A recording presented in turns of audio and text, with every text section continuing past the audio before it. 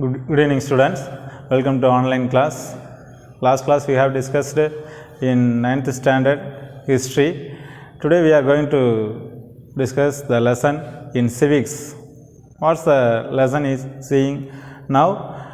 Forms of government and democracy. Forms of government and democracy. குடியரசு மற்றும் அரசாங்க அமைப்பு அதை பற்றி தான் நம்ம பார்க்க போகிறோம். So the learning objectives is know the forms of government. எப்படி ஒரு அரசாங்கத்தை அமைக்கிறாங்க அப்படிங்கிறத தெரிஞ்சுக்க போகிறோம். Then understand the meaning of democracy. Democracy means மக்களாட்சி. மக்களாட்சியை அமைப்பது எப்படி அப்படிங்கிறத புரிந்து கொள்ள போகிறோம். Next know the merits of democracy and demerits of democracy. மக்களாட்சியில் இருக்கக்கூடிய குறை நிறைகள் அதை பற்றி நம்ம தெரிஞ்சுக்க போகிறோம். Last one know the challenges to Indian democracy. நம்ம இந்திய மக்களாட்சியில், இந்தியாவில் பின்பற்றக்கூடிய மக்களாட்சியில் ஏற்படக்கூடிய சவால்கள் என்னென்ன அப்படிங்கிறத பற்றி தான் நம்ம இந்த கிளாஸில் பார்க்க போகிறோம். Then I think that we are very happy to learn these lessons because you are all at your home due to COVID-19. You are all very safe, and then as well as you have learned day by day, and then if you have any doubt you will ask through online. Thank you. Next, forms of government. The governance of nations differs significance based on who has power. யாரெல்லாம் வலிமை வாய்ந்த ஒரு அரசாங்கத்தை ஆட்சி செய்கிறார்களோ அவர்களுடைய ஆட்சி முறைகளை பற்றி தெரிந்து கொள்வது தான் இந்த ஒரு பாடம். There are different forms of government. There are different forms of government like that: aristocracy, monarchy, autocracy, oligarchy, theocracy, democracy, republic. அதாவது பல்வேறு நாடுகளில் பல்வேறு விதமான அரசாங்க முறையானது பின்பற்றப்பட்டு வருகிறது. அதில் ஒவ்வொரு நாட்டிலையும் பின்பற்றக்கூடிய அரசாங்க முறை என்னென்ன, நம்ம நாட்டில் பின்பற்றக்கூடிய அரசாங்க முறை, ஆட்சி முறைகள் என்னென்ன அப்படிங்கிறத பற்றி தான் நம்ம இப்போ பார்த்துக்கிட்டு இருக்கோம். இதில் நம்மளுடைய இந்திய அரசாங்கம் பின்பற்றக்கூடிய டெமோக்ரஸின்னு சொல்லக்கூடிய மக்களாட்சி முறை, இந்த வேரியஸ் கவர்மெண்ட் ஹேஸ் இந்த எல்லா நாட்டு மக்களும் எல்லா நாட்டு அரசாங்கமும் நம்மளுடைய அரசாங்கத்தின் மீது ஒரு பொறாமைப்படக்கூடிய ஒரு சூழல் தான் இப்போ வரைக்கும் நிகழ்ந்துக்கிட்டு இருக்கு. ஏன் அப்படின்னா நம்மளுடைய governments, formations of governments and thens ruled of governments, the democracy, right. The first one aristocracy means a form of government in which power is held by the nobility. Which power held by the nobility. Nobility means பிரபுக்கள், அவங்களால் ஆட்சி செய்யக்கூடியது. அதாவது மன்னர்களுக்கு அடுத்தபடியாக இருப்பாங்க. யார் அப்படின்னா பிரபுக்கள் அப்படின்னு சொல்லுவாங்க. அந்த நாட்டை ஆட்சி செய்வதற்கு அவர்கள் மூலமாக ஆட்சி செய்யக்கூடிய அந்த ஆட்சி முறைக்கு பேர் அரிஸ்டோக்ராசி. இது எங்கெங்கே ஃபாலோ பண்ணுறாங்க அப்படின்னா United Kingdom and Spain. United கிங்டம்லையும் ஸ்பெயின்லையும் ஆட்சி செய்யக்கூடிய ஆட்சி முறை என்ன அப்படின்னா aristocracy. And thens monarchy. Monarchy government means in which one person reigns supremes. ஒரு நபரால் அந்த அதிகாரம், அந்த ஆட்சி முறை, அதிகபட்ச உச்சபட்ச அதிகாரம் எல்லாமே யாருக்கிட்ட இருக்கும் அப்படின்னா அந்த ஒரு நபர்கிட்ட இருக்கும். And thens usually a king or queen. அவங்கள என்னன்னு சொல்லுவோம் அப்படின்னா ராஜா, ராணி. நம்ம பழைய காலத்துலலாம் சொல்லுவோம் இல்லையா, மன்னர்கள் ஆட்சி செஞ்சாங்க, ஒரு மிகப்பெரிய நாடு, அதில் ஒரு மன்னர் ஆட்சி செஞ்சாங்க, அவங்க பேர் அசோகர், அவங்க பேர் விஸ்வாமித்திரர், அப்படிலாம் ஒவ்வொரு விதமான ஒன்று சொல்லிக்கிட்டே இருப்போம். அது மாதிரி இப்போ இருக்கக்கூடிய காலகட்டத்தில் இருக்கக்கூடிய ஆட்சி முறை, அந்த மாதிரி ஒரு மன்னர்கள் மூலமாக ஆட்சி செய்தார்கள் அப்படின்னா அந்த ஆட்சி முறைக்கு பேர் monarchy. So which governments and then which country has followed in this type of governments அப்படின்னு பார்த்தோம் அப்படின்னா பூட்டான், ஓமன், கத்தார், இந்த 3 கண்ட்ரிலையும் ஆட்சி செய்யக்கூடிய ஆட்சி முறை என்ன அப்படின்னா monarchy. What is the difference between the aristocracy and monarchy? நல்லா புரிஞ்சுக்கங்க. அரிஸ்டோக்ராசி வேறு, மோனார்கி வேறு. அரிஸ்டோக்ராசி அப்படிங்கிறது நொபிலிட்டி, பிரபுக்கள். ஒரு 1789 பிரிட்டிஷ் கவர்மெண்ட் ஆட்சி செய்யும்போது, அதாவது ஃப்ரெஞ்சு புரட்சி நடந்துச்சு, ஃப்ரெஞ்சு ரெவல்யூஷன்ஸ். அப்போ நொபிலிட்டி, பிரபுக்கள் அண்ட் தென்ஸ் மத குருமார்கள், சாதாரண பீப்புள் அப்படின்ட்டு 3 டைப்பாக மக்களை பிரிச்சிருந்தாங்க. பிரபுக்கள், மத குருமார்கள், மக்கள், சாதாரண மக்கள். இந்த பிரபுக்கள் யார் அப்படின்னா அப்போ யார் சுப்பீரியராக இருக்காங்களோ அவங்களுக்கு ஒரு கைட் அண்ட் கவுன்சிலிங் கொடுக்கக்கூடியவங்களாக இருக்கவங்கள தான் பிரபுக்கள், நொபிலிட்டி அப்படின்னு நம்ம சொல்கிறோம். அண்ட் தென் மத குருமார்கள் அப்படிங்கிறத யார் சொல்கிறாங்க அப்படின்னா ஒரு சமயத்தை சார்ந்த ஒரு religious supreme power, who has supreme power in some religions. ஒரு அது Hindus, Christians, Islamic and then whatever maybe. So அதில் இருக்கக்கூடிய அந்த சுப்பீரியர் பவர் உள்ள ஆளை தான் என்னென்னு சொல்லுவோம் அப்படின்னா மத குருமார் அப்படின்னு சொல்லுவோம். அண்ட் தென் இந்த நார்மல் பீப்புள்ஸ் இவங்க தான் யார் அப்படின்னா நம்மளை மாதிரி மக்கள், ஒரு சாதாரண மக்கள். இந்த 3 நிலையில் இருந்தாங்க. எப்போ அப்படின்னா 1789 சம்திங், அதாவது ஃப்ரெஞ்சு ரெவல்யூஷன்ஸ் நடக்கும்போது இந்த 3 கேட்டகரி பீப்புள்னால தான் ஃப்ரெஞ்சு ரெவல்யூஷனே வந்துச்சு அப்படிங்கிறத சொல்லுவோம். ரைட். அண்ட் தென் அதே மாதிரி அரிஸ்டோக்ராசி, பிரபுக்கள், நொபிலிட்டி, மோனார்கி யாருன்னா கிங் ஆர் கியூன். இப்போ பூட்டானில் அந்த மன்னர் சொல்லுவாங்க. அதே மாதிரி ஓமன்லையும் மன்னர் ஆட்சி, கத்தார்லையும் மன்னர் ஆட்சி அப்படிங்கிற சொல்லுவாங்க. In case if you by chance next class I will tell the separate and then the respective leaders names in Bhutan, Oman, Qatar. Next time நம்ம இந்த கிளாஸுக்கான வாய்ப்பு கிடச்சிச்சு அப்படின்னா ஒவ்வொரு நாட்டிலையும் ஆட்சி செய்யக்கூடிய அந்த மன்னர் யாருங்கிறத நான் சொல்கிறேங்க. Right. Next autocracy. Autocracy means a system of government by one persons with absolute power. அந்த ஒரு நபர் எல்லா அதிகாரமும் இருக்கும், ஆனால் அவங்களுடைய ஏதாவது ஒரு டிஸ்கஸ் ஏதாவது முடிவு பண்ணுறது பார்த்தீங்க அப்படின்னா அதோடைய கவுன்சிலிங் மூலமாக முடிவு பண்ணுவாங்க. அது எந்தெந்த நாட்டில் அப்படின்னா நார்த் கொரியா, சவுதி அரேபியா. இதுவும் கிட்டத்தட்ட மோனார்கி மாதிரியே தான் இந்த கவர்மெண்ட்டும். இப்போ இங்கே எப்படி மன்னர் ஆட்சி செய்கிறாங்களோ இங்கேயும் அதே மாதிரி one persons ruled in a place or country. எங்கே அப்படின்னா North Korea and Saudi Arabia. And then next oligarchy, a small group of people having control of a country or organisations. ஒரு மக்கள் குழு ஆட்சி அப்படின்னு சொல்லுவோம். அலிகார்கின்னா என்னென்னா குழு ஆட்சி. A small group of government or peoples or someone, ஒரு சின்ன ஒரு 4 அல்லது 5 நபர்களுக்கு மேற்பட்ட ஒரு குழுவாக இணைந்து அந்த நாட்டை ஆட்சி செய்வதற்கு பேர் என்னன்னு சொல்லுவோம் அப்படின்னா அலிகார்கி அப்படின்னு நம்ம சொல்லுவோம். இது ஃபார்மர் சோவியத் யூனியன், அதாவது முன்னாள் ரஷ்யா அப்படின்னு சொல்லுவோம்.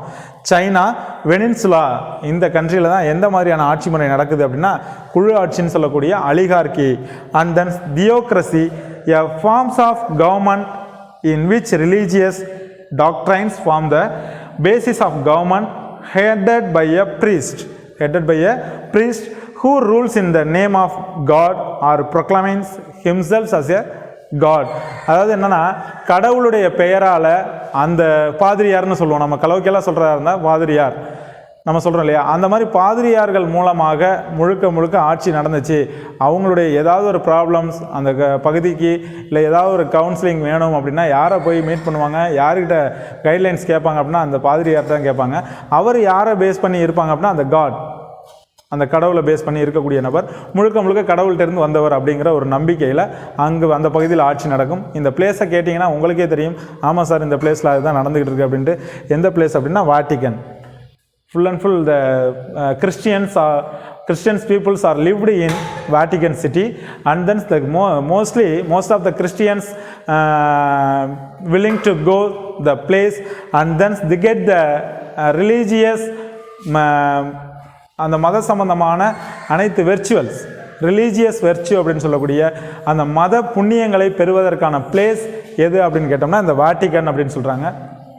அந்த வாட்டிக்கன் பிளேஸில் நடக்கக்கூடிய ஆட்சி முறை என்ன ஆட்சி முறை அப்படின்னா தியோக்ரசி ஆட்சி முறை. And then next one democracy. Democracy means மக்களாட்சி. A system of government in which eligible members in the populations vote to elect their elected representatives. Elect the place, vote to elect their elected representatives, and the party or individual who obtains the majority votes forms the government. ஒன்றில் மக்களாட்சி. எலெக்ஷனில் ஓட்டு போடக்கூடியவங்க மக்கள். ஓட்டை யாரெல்லாம் வாங்குவாங்களோ, யார் அந்த எலெக்ஷனில் நிற்கிறாங்களோ அவங்கள வாக்காளர் அப்படின்னு, நம்மளை வாக்காளர்னு சொல்லுவோம். அவங்கள என்ன அப்படின்னா வேட்பாளர் அப்படின்னு நம்ம சொல்லுவோம். யாரெல்லாம் ஓட்டு போடுறாங்களோ அவங்க வாக்காளர். யாரெல்லாம் எந்த சின்னத்தில் நின்று ஆட்சி அமைக்கணும்னு நினச்சி தேர்தலில் இறங்குறாங்களோ அவங்கள என்னன்னு சொல்லுவோம் அப்படின்னா வேட்பாளர் அப்படின்னு சொல்லுவோம். அவங்க ஒவ்வொரு வேட்பாளரும் என்ன பண்ணுவாங்க அப்படின்னா ஒவ்வொரு சின்னத்தை அவங்க முத்திரையாக பதிச்சிருப்பாங்க. அந்த சின்னத்தில் யாரெல்லாம் ஓட்டு போட்டு அதிகபட்சமாக தேர்ந்தெடுக்கிறாங்களோ அந்த நபரை தான் என்னென்னு பண்ணுறோம் அப்படின்னா ஆட்சி முறைக்கு அமைக்க சொல்லுவோம். இப்போ நம்ம இந்தியாவில் எடுத்துக்கிட்டோம் அப்படின்னா nationalised party and then state party அப்படின்னு நம்ம சொல்கிறோம். தேசிய கட்சி, மாநில கட்சி அப்படின்ட்டு இருக்குது. இந்த நேஷ்னலைஸ் பார்ட்டி அப்படின்னா like BJP, Congress, these are. இந்த ஸ்டேட் பார்ட்டி அப்படின்னா ஏடிஎம்கே, டிஎம்கே, டிஎம்டிகே, இந்த மாதிரியான கட்சிகள்லாம். ஸோ இதிலிருந்து நமக்கு தெரிஞ்சிருது இப்போ சொல்கிற அனைத்து விதமான தகுதிகளும் அனைத்து விதமான முறைகளும் எந்த கண்ட்ரியில் ஃபாலோ பண்ணிக்கிட்டு இருக்கோம் அப்படின்னா இந்தியா, யூஎஸ்ஏ, ஃப்ரான்ஸ். இந்தியாவிலையும் யூஎஸ்ஏலையும் ஃப்ரான்ஸ்லையும் இந்த ஆட்சி முறையை நம்ம ஃபாலோ பண்ணிக்கிட்டு இருக்கோம். அதற்கு பேர் என்ன அப்படின்னா டெமோக்ரஸி, மக்களாட்சி. மக்களால் தேர்ந்தெடுக்கப்பட்டு ஆட்சி செய்யக்கூடிய ஒரு முறை. அதுதான் என்னன்னு சொல்கிறோம் அப்படின்னா டெமோக்ரஸி அப்படின்னு நம்ம சொல்கிறோம். And then next one republic, குடியரசு. A state in which supreme power is held by the people. அதாவது மக்களிடமே அல்லது அவர்களால் தேர்ந்தெடுக்கப்படும் பிரதிநிதிகள்கிட்ட ஒரு உயரிய அதிகாரம் இருந்துச்சு அப்படின்னா அந்த ஆட்சி முறை என்னன்னு சொல்கிறோம் அப்படின்னா குடியரசு. அதாவது மக்கள்கிட்ட இருக்கணும். அப்படி மக்களால் தேர்ந்தெடுக்கப்படக்கூடிய ரெப்ரசன்டேட்டிவ், பிரதிநிதிகிட்ட இருக்கணும். இவங்க இந்த மாதிரி ஒரு ஆட்சி முறை இருந்துச்சு அப்படின்னா அதை என்னன்னு சொல்கிறோம் அப்படின்னா ரிபப்ளிக் அப்படின்னு சொல்கிறோம். And then which has an elected or nominated president rather than a monarch. இவங்க ஒரு அரசாங்கத்தில் ஒரு மன்னராட்சி நடக்குது இல்லையா, அவங்கள காட்டிலும் மக்களால் தேர்ந்தெடுக்கப்பட்டவங்களாக இருப்பாங்க அல்லது நியமிக்கப்பட்ட குடியரசுத் தலைவராக இருப்பாங்க அப்படிங்கிறாங்க. ஒன்று மக்களால், அதாவது மன்னர்கிட்ட என்ன பவர் இருக்கோ அதை விட அதிகமான பவர் யாருக்கிட்ட இருக்குது அப்படின்னா மக்களால் தேர்ந்தெடுக்கப்பட்ட ஒவ்வொருத்தவங்கள்ட்ட இருக்குது. ஏன் அப்படின்னா ஆட்சி செய்ய போகிறது யாருக்காக? மக்களுக்காக.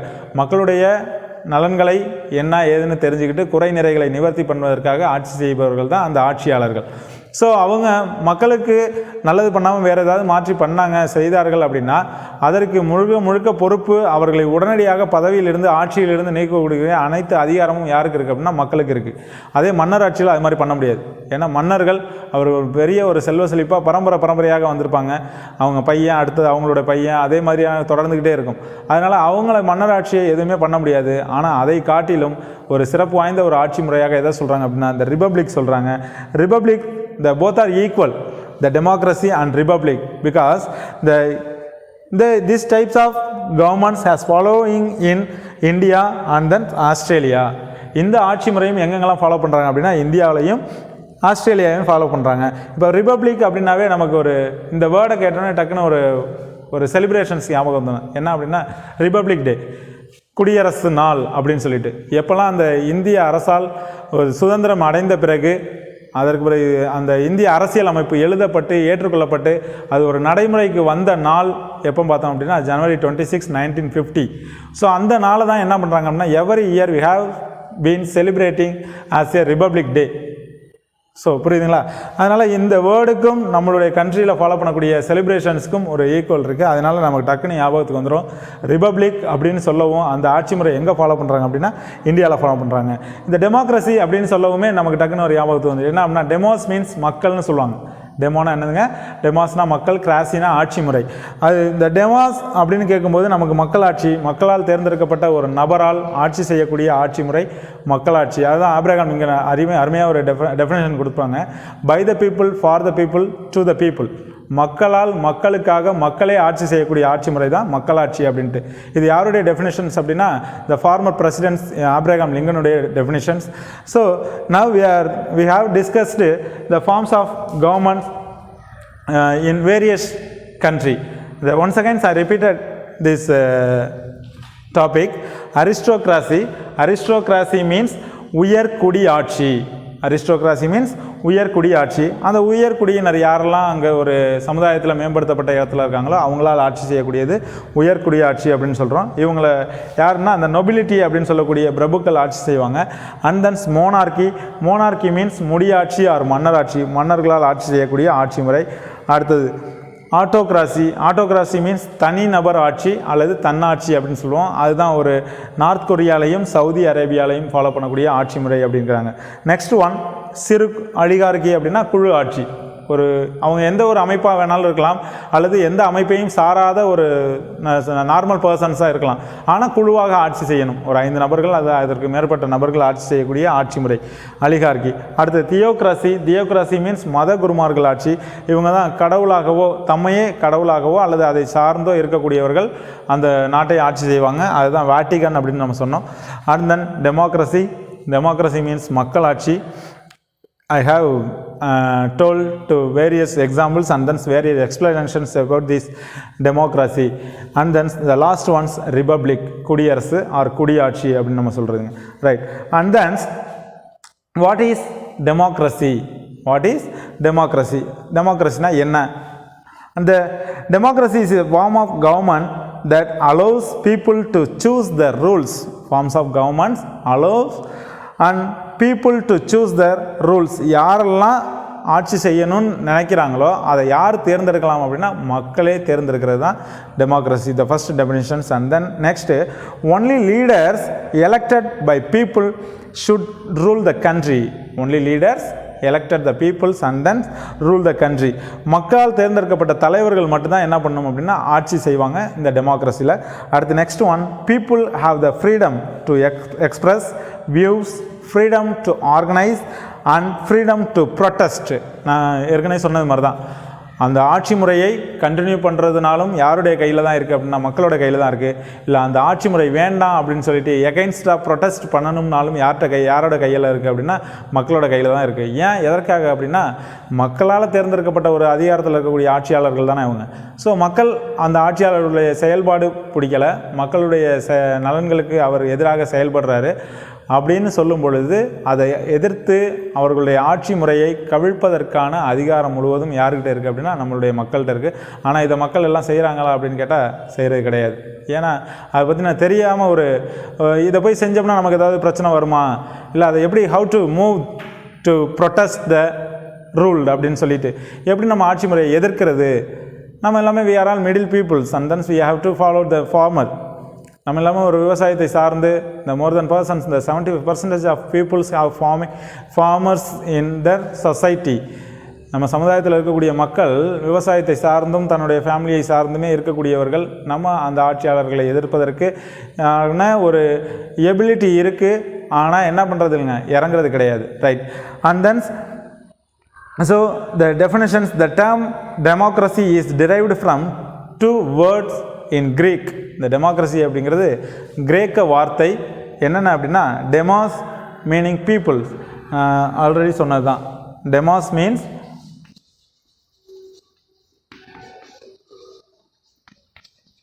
பீப்புள்.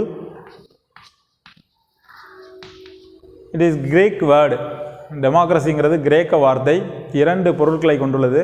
அதில் ஒன்று என்ன அப்படின்னா demos meaning peoples and then kratia means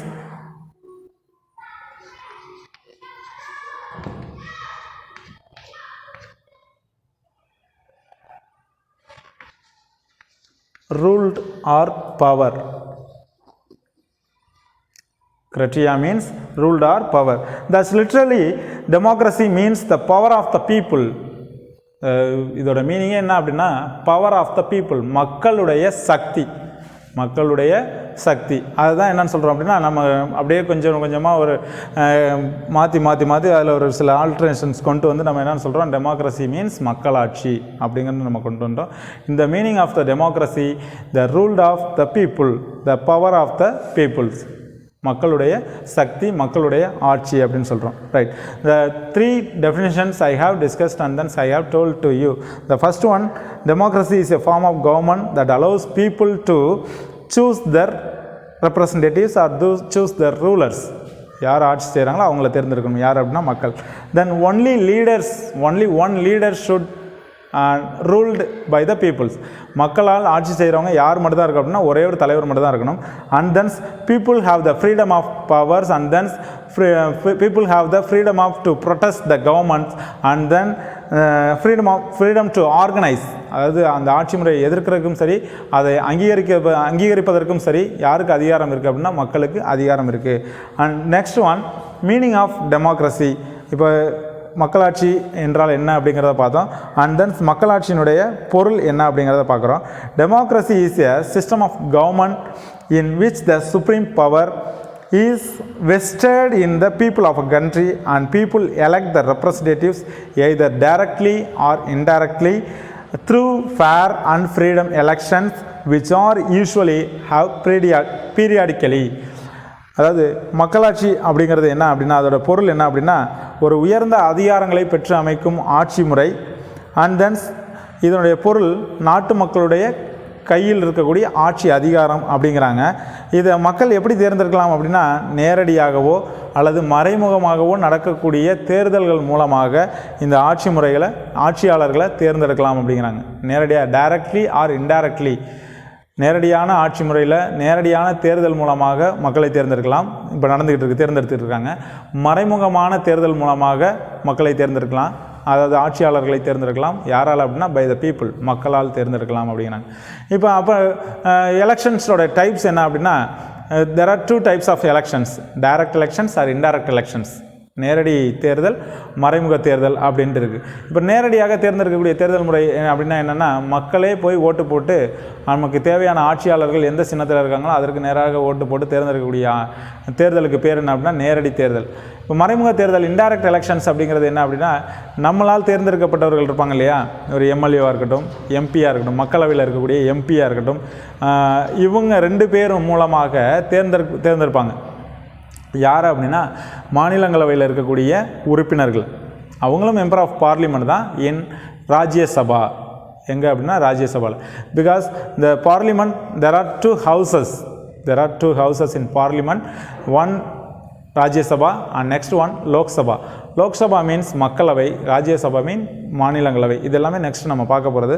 அடுத்து நெக்ஸ்ட் ஒன் நான் சொன்னேன் இல்லையா, இந்த ஆப்ரஹாம் லிங்கனுடைய definitions.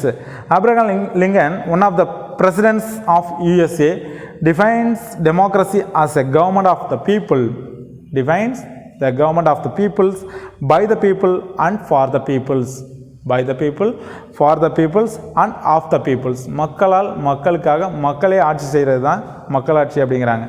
Next one, the salient features of democracy.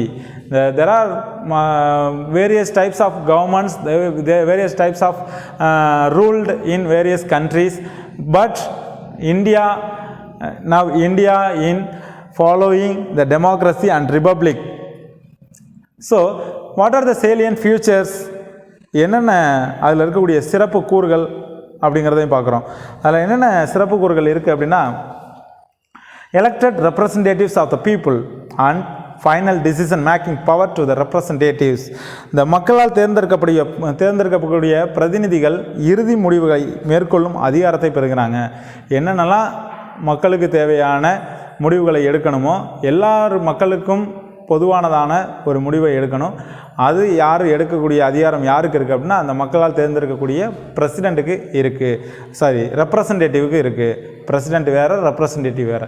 President means நம்ம குடியரசுத் தலைவர் சொல்லுவோம், ரெப்ரசன்டேட்டிவ் அப்படின்னா பிரதிநிதி அப்படின்னு சொல்கிறோம்.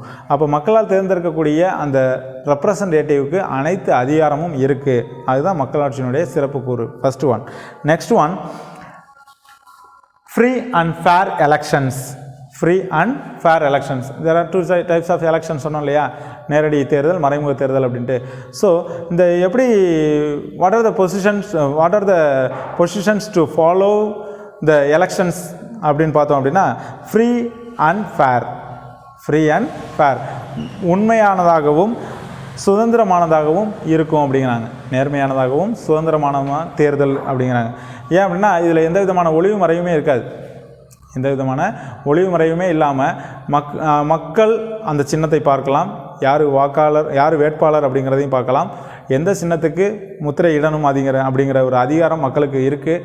அதனால் இதை என்னன்னு சொல்லுவோம் அப்படின்னா இதில் எந்த விதமான ஒரு மால் ப்ராக்டிஸும் செய்ய முடியாதுங்கிறதுனால ஃப்ரீ அண்ட் ஃபேர் எலெக்ஷன்ஸ் அப்படிங்கிறோம். Next one, universal adult franchise with each vote having equal value. With each vote having equal power. This point is very important, students, because the not only the other countries they followed the procedures, because the adult Francis universal adult franchise means வாக்களிக்கும் உரிமை அப்படிங்கிறாங்க. வாக்களிக்கும் உரிமை, வயது வந்த அனைவருக்கும் வாக்குரிமை, அதுதான் யூனிவர்சல் அடல்ட் ஃப்ரான்சி அப்படின்ட்டு. என்ன அப்படின்னா, when we having and crossing and finished the 18 years old, when we have finished the 18 years old and then we have to poll the vote, we have to poll the vote. எப்போ நமக்கு 18 வயசு முடியுதோ அந்த முடிந்ததன் பிறகு நம்ம எதற்கு தகுதியானவர்கள் அப்படின்னா அந்த ஓட்டு போடுவதற்கான தகுதி நமக்கு வந்துடும். அதுதான் என்ன சொல்லுவோம் அப்படின்னா இந்தியன் சிட்டிசன்ஷிப் அப்படின்னு சொல்லுவோம். இந்திய குடிமகன் அப்படிங்கிறதுக்கான அடையாளம் என்ன அப்படின்னா இந்த ஓட்டர்ஸ் கார்டு ஒன்று கொடுத்துருவாங்க. அதை பார்த்துட்டு என்ன பண்ணுவோம் அப்படின்னா நம்ம ஓட்டு போடுவதற்கான தகுதி நம்மள்ட்ட இருந்துச்சு. எப்போ அப்படின்னா when we cross the 18 years old. தென் இதுதான் என்னன்னு சொல்கிறோம் அப்படின்னா யூனிவர்சல் அடல்ட் ஃப்ரான்சி, வயது வந்தோருக்கான வாக்குரிமை அப்படின்ட்டு. Next one, fundamental rights and protections of individual freedom. Fundamental rights and protections of individual freedom, அடிப்படை உரிமைகள் மற்றும் தனிநபர் சுதந்திரத்தை பாதுகாத்தல். இது எல்லாமே எங்கே இருக்குது அப்படின்னா நம்மளுடைய மக்களாட்சி முறையில் இருக்குது. இப்போ அடிப்படை உரிமைகள் அப்படின்னா ஃபண்டமெண்டல் ரைட்ஸ் அப்படின்னா we are having the more than fundamental rights in the Indian constitutions because the speech and then the going to sell the products, நம்மளுடைய பொருளை எங்கே வேணாலும் போய் நம்ம விற்கலாம், எங்கே வேணாலும் போய் பொருளை வாங்கலாம். அது மட்டும் இல்லாமல் நம்மளுடைய பேச்சுரிமை, நம்ம குழுவாக நம்ம நின்று ஒரு இடத்துலேருந்து இன்னொரு இடத்துக்கு மூவ் பண்ணக்கூடிய உரிமை, இது எல்லாமே எது அப்படின்னா நம்மளுடைய ஃபண்டமெண்டல் ரைட்ஸில் சொல்லுவாங்க. நம்ம எந்த மதத்தை வேணாலும் ஃபாலோ பண்ணலாம் அப்படிங்கிறதையும் ஃபண்டமெண்டல் ரைட்ஸில் கொண்டு வந்துடுவாங்க. இப்போ இந்த அடிப்படை உரிமையின் மட்டும் இல்லை அப்படின்னா நம்மளால் என்ன பண்ண முடியும் அப்படின்னா எந்த விதமான ஒரு சாதாரண செயல்களையும் நம்ம செய்ய முடியாது. இப்போ இந்த ஃபண்டமெண்டல் ரைட்ஸையும் நிப்பாட்டி வைக்க முடியும், அடிப்படை உரிமையையும் நிப்பாட்டி வைக்க முடியும். எப்போ அப்படின்னா நமக்கு அந்த எமர்ஜென்சி பீரியட் அப்படின்னு நம்ம சொல்லக்கூடிய அவசர நிலை காலங்களில் இந்த ஃபண்டமெண்டல் ரைட்ஸை நிப்பாட்டுவதற்கான அதிகாரம் யார்கிட்ட இருக்குது அப்படின்னா பிரசிடென்ட்கிட்ட இருக்குது. And then the supreme court or supreme court in judge அவங்கள்ட்ட இருக்குங்க. அந்த உச்சநீதிமன்ற நீதிபதி, குடியரசுத் தலைவர் இவங்கள்கிட்ட அந்த அடிப்படை உரிமைகளை நிறுத்துவதற்கான அதிகாரம் இருக்கும். இப்போ அப்படின்னா இப்போ நம்ம ஒரு for the past 4 months back we have in 144 144 தடை உத்தரவுன்னு போட்டோம் இல்லையா? அப்போ பார்த்தீங்கன்னா யாருமே வெளியில் வந்திருக்க மாட்டோம், எங்கேயுமே கடை இருந்திருக்காது, எங்கேயுமே பொருளை நம்ம வாங்கியிருக்க மாட்டோம். அப்போ ஏன் நீங்கள் போய் கடை திறக்கலை, நாங்கள் வெளியில் வந்தே ஆவேன் அப்படின்லாம் நம்ம யாருமே சண்டை போடலையே, நம்ம யாருமே அவங்கள்ட்ட டிபேட் பண்ணலையே. காரணம் என்ன அப்படின்னா இது கோர்ட்டோட டிசிஷன், பிரசிடெண்ட்டுடைய ஆர்டர். அப்படிங்கும்போது நம்ம ஒபே பண்ணி தான் ஆகணும். இப்போ இந்த மாதிரி ஃப்ளட்டு, ஒரு பேண்டமிக் பீரியட் மீன்ஸ் இந்த தொற்று நோய், அது ஃப்ளட் மீன்ஸ் வெள்ளம், த ஸ்டோம் ஆர் வார், போர், இந்த ஒரு இன்டர்னல் வார், எக்ஸ்டர்னல் வார் அப்படின்னு நம்ம சொல்லுவாங்க. உள்நாட்டு கலவரம், வெளி மாநிலங்களுக்கு வெளிநாடுகளில் ஏற்படக்கூடிய கலவரங்கள். அந்த டைமில் என்ன பண்ணுவோம் அப்படின்னா இந்த 144 அப்படிங்கிறத ஒரு அமெண்ட்மெண்ட் சட்ட திருத்தத்தை கொண்டு வருவோம். அந்த அவசர நிலை பிரகடனம் 144 தடை உத்தரவு அப்படின்னு நம்ம சொல்லி கேள்விப்பட்டிருப்பீங்க. அப்போ இந்த மாதிரியான ஒரு ஃபண்டமெண்டல் ரைட்ஸையே நிப்பாற்றி வைப்பதற்கான அதிகாரம்லாம் யார்கிட்ட இருக்குது அப்படின்னா நம்மளுடைய கவர்மெண்ட்டுக்கிட்ட இருக்குது. அப்போ அடிப்படை உரிமைகளை பாதுகாக்கிறதும் சரி, அடிப்படை உரிமைகளை நிறுத்தி வைக்கிறதும் சரி, தனிநபர்களை பாதுகாப்பதும் சரி, இது எல்லாமே எதில் கொண்டு வராங்க அப்படின்னா நம்மளுடைய டெமோக்ரஸியில் கொண்டு வராங்க. இது எல்லாமே ஒரு சிறப்பு கூறுகள் தான். அண்ட் தென் இந்த டெஃபினேஷன்ஸ், அதாவது ஆப்ரஹாம் லிங்கன் கொடுத்தது மாதிரி டெமோக்ரஸியை பற்றி மகாத்மா காந்தியடிகள் ஒன்று சொல்லியிருக்காங்க. True democracy cannot be worked by 20 men sitting at the center. ஒரு உண்மையான ஒரு மக்களாட்சி அப்படிங்கிறது 20 பேர் குழுவாக அமைந்து கொண்டு செயல்படுத்த முடியாது. ஒரு 20 members cannot rule in sit, cannot be worked by 20 persons in sit அப்படிங்கிறாங்க. ஒரு 20 பேர் மட்டும் நின்று ஆட்சி செய்ய முடியாது. And then it has to be worked from below by the people of every village. ஒவ்வொரு கிராமங்களையும் மக்களால் தேர்ந்தெடுக்கப்படக்கூடிய நபரால் ஆட்சி செய்யக்கூடியது தான் என்னன்னு சொல்கிறது அப்படின்னா ஒரு உண்மையான மக்களாட்சி அப்படிங்கிறாங்க. யார் அப்படின்னா நம்மளுடைய தேசப்பிதா மகாத்மா காந்தியடிகள். 20 பேர் மட்டும் சேர்ந்தால் ஒரு ஆட்சியை நடத்தலாம், உள் நாட்டையுமே கண்ட்ரோலுக்கு கொண்டு வந்துடலாம் அப்படின்னா முடியாது. ஒவ்வொரு கிராமத்துலையுமே கீழ்நிலையில் இருக்கக்கூடிய ஒவ்வொரு கிராம மக்களால் தேர்ந்தெடுக்கக்கூடிய நபர்களால் ஆட்சி செய்யக்கூடியது அப்படிங்கிறாங்க. யார் அப்படின்னா நம்மளுடைய Mahatma Gandhi. So okay students, this class I think that you are very interested to you. because the forms of government we have discussed the forms of governments in various countries, and then the definitions of democracy, and then the what is democracy, and then salient features of democracy. So இதை பற்றி மறுபடியும் நீங்கள் வீட்டில் discuss பண்ணுங்கள். வீட்டில் books இருந்துச்சு அப்படின்னா one seconds you have to read at your home by using the textbooks, and then if you have any doubt you will ask the next class and the through session in online sessions. Okay, thank you students.